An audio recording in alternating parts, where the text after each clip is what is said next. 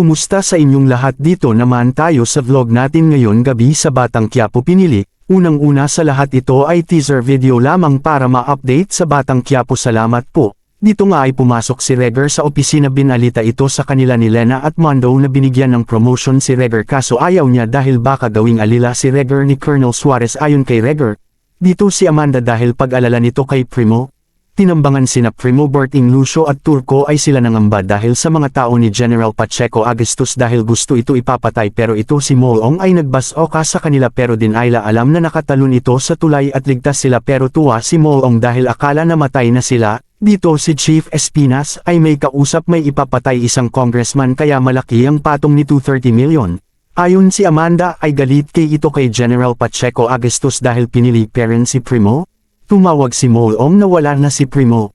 Galit na galit si Amanda kay Augustus dahil sa pagpatay ito sa kanya. Iyak si Amanda ito, tuwang-tuwa si Moong dahil napatay na nila si Primo. Si Colonel Suarez ay pupunta sa crime scene para alamin ito. Nagtaka si Regar ito bakit nangyari ito. Kinausap si Bong ito na may itumba ito. Kaya ito pag napalpak si Bong yung grupo ni Tanggol ang ipalit natin dahil walang record. Ito si Tanggol at Enting nag-usap ito dahil walang dumalaw. Kinalimutan si Monique at Alfred honeymoon at saya nila.